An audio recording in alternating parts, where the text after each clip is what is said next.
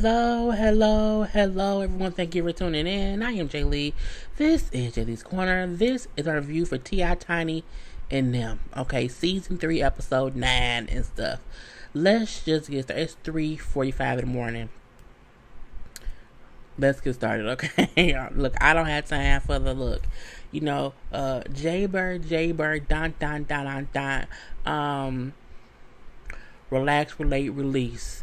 Inhale, exhale, all that good stuff. Center yourself. Y'all know same old. I ain't got time. Okay, let's just get into the episode. Because I have one more review to do, and I have to edit 5 reviews before I go to bed. It's gonna be real bare minimum today. But anyway, I love you all. I hope everybody's so good and blessed and not stressed. Monica is talking to her son, or taking the son shopping because he's going to homecoming. It's his first homecoming or whatever. You know, Monica brings up how she did not go to homecoming or prom or whatever because, of course, her music career popped off, and she's like, you know what? I gotta go. I got time to be in school every day. I'm leaving. So that's cool. You know, we see her also chit chat with him about, you know, his whole seizure, you know, be careful for this, be careful for that. You know, so the doctor did clear him and say that it seemed like his seizure was a one-time thing and not as if he had some kind of ongoing issue. So for that, she's okay with him, you know what I'm saying, going to prom and leaving it at that.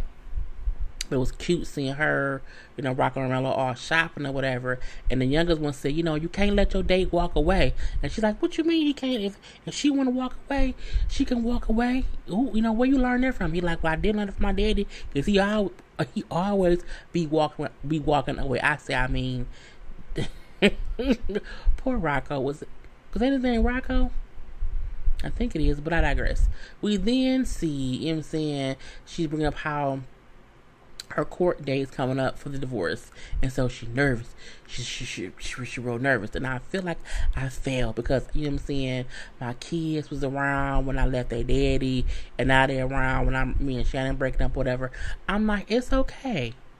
They'll be okay. I mean, like, as long as you and Shannon ain't out here beefing and he's still around in some kind of way, it'll be okay. But I get how you feel like you're a failure because you did not get married to get divorced. And you now feel like, okay, it's over. What am I supposed to do? Whatever. And my kids have to uproot from our home and like move somewhere else. I'm like, it's a lot. You know, she brings up how she wants to add the courts when she do go for the divorce proceedings to seal the records for what is decided for them financially. You know, for the kids and all that stuff, because she don't want, you know, just her information all out here, all willy-nilly or whatever. I said, well, we all know what's gonna happen with that. And then she finds out that she has to like be at the courthouse. She thought that she did not have to show up, but because she's the one who filed for divorce, she has to go.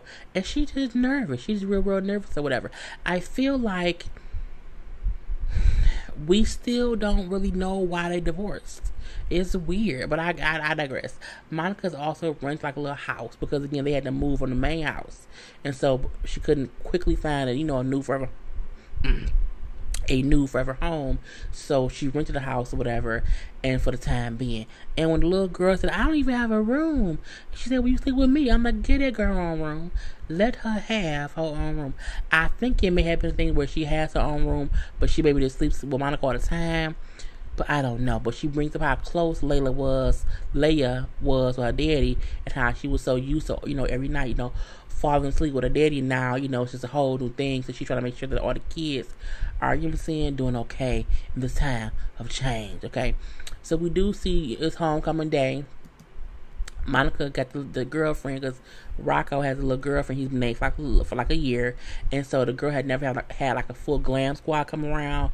So it's cute that Monica had like a full glam squad come do her hair, her makeup, and everything, and they look real cute. Look at them, ain't they cute?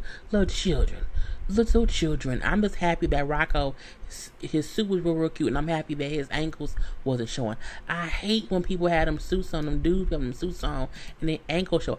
I don't want to see your ankles. I don't. Put your pants down. Now, we do see Monica go to court. Her divorce is finalized, okay? Done. She's single, whatever. She brings up how the judge only made the financial piece of the divorce sealed, but nothing else. And I'm like, when she said how... I'm sorry to burp. When she said how she wished he had sealed more because she didn't want people in her business or whatever, and she did not want it getting weird and messy. I don't remember reading anything like negative about the divorce, or even anything. I don't think anybody said anything about the divorce in general or whatever. But she brings up how, Shannon told her, like, he did not want the divorce. He did not want the divorce. He did not want the divorce at all, and he does not do court, so he didn't come at all. But she said, I wish he would have came just to show me some support. I feel like he don't have to support you because he probably is sad about the fact that you actually went through with the divorce. If he didn't want the divorce, I don't see him showing up to support you when, he don't want it. You know what I'm saying? It's hard. Anyway, so, Monica divorce is fine. But Monica hasn't showed us or told us much about her life. Monica's on the whole show, and we don't know shit else that wasn't already in the blogs. Nothing. But I digress. Toya is planning a whole birthday party because she turned 36. And so she wants to have like a live, girls' night type summer party. And I was like, oh, okay. Now we see she has this party. Again, it was in, pajamas and like booty shorts and onesies, dancing around, drinking and pink or whatever. It was cute. How Mama Benita was turned. Okay. Okay, or whatever. But they're having a good time. You know what I'm saying? A good time was had by all. And they like, we all need nicknames. So LaToya was Sexy Beast. Tiny was Lick the Tip. I said, look, a lot of people have probably licked tip. Okay. Monica was called Bands because as she said, she's real flexible, like rubber bands. So she be, splitting up, spread eagle, or whatever. And then Toya said her name was Lil Lick. And I guess so. Anyway, a good time was had by all. They played games, drank some drinks. It was laughing or whatever. It was a good thing. It was boring, but it was good. We then see T.I. and Tiny taking the kids to Sky Zone, but they want to get the kids out the house and get some activities with them. So it was King, Major, and Eris. Now, Major brings up, it was a girl over there at my school, but I ain't talked to her. Tip said, why not? He said, because I'm antisocial. I said, that's a good reason. Okay. He also brings up how, he wants to make a video game with King. And he's like, oh, okay, that's what you want to do? Now, he said, even though I have no idea how to create the game, they keep trying to figure out what Major wants to do or what he can, get involved in, and nothing really works. So they're happy that he suggested something that he himself would like. So they take Major to some people or some place that knows how to develop games, has all the little software, whatever. And so Major's my family likes music. They all like music. But me, I like computers. And I'm going to focus on computers. And, you can like computers, but not really want to build one. Anyway, they then put Tiny and King in these sensory suits to catch their emotions. Tiny did better than King, and Major recorded it and made his own game from their movements. I mean, it was fun. I also did not see the point of it, and I feel like I don't know if that's really what Major wants to do. Major still seems so young. He gonna suggest 8 more things before he gets really focused on something. Somebody I don't understand. Anyway, we then see all the ladies come together at, was it at Tiny's house? Yeah, Tiny's house. And then, Tiny brings up, since Toya's birthday and my birthday are days apart, they should all take a girl trip. Yay! And then here comes T.I. What y'all doing? Y'all ain't cooking no food? I don't want no food. I'm like, oh, so because they're ladies in the kitchen, they should be cooking? He's so sexist. Anyway, they bring up how they're going to do a girl trip for the birthday. Oh, okay. I will talk to the guys, and we also will take a guy trip. So while y'all go on y'all girl trip, we will be on our own guy trip, because it's always somebody's birthday somewhere.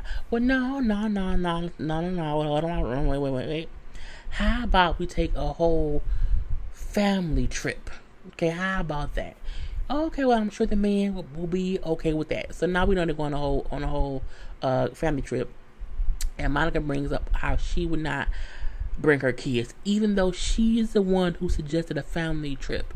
But she said, the reason I'm not gonna bring my boys is because they tell me so much I never go anywhere. You know what I'm saying? So this is gonna be my chance to go and do some things without the kids. And Tip then said, you know, when kids want you to go out of town or whatever, that leads to teenage pregnancy. I say, well, Tip, I'm not gonna do that. But I like how he said I would not leave my sons home alone because they bound to get somebody pregnant. At least he trying to prevent knocking up somebody's daughters. Let's just say that. And then we see Toya, LaToya, and Tommy has set up for her to be a guest co-host on This Nation with the Brat and them or whatever. And I'm like, I mean, it was cute. It was cute. She brings up how he has been booking her more shows and booking her more speaking engagements, and he's been her booking agent recently, whatever. How they have been working together more, getting along better. And she was at first weary about him being, work with her or whatever, but she's like, we're in a better place. And so I don't mind it as much. I'm less fearful about it now than I was weeks prior, because again, we're in a better space. And we then see next up, they're in the studio, because again, she's supposed to be working on this Christmas album.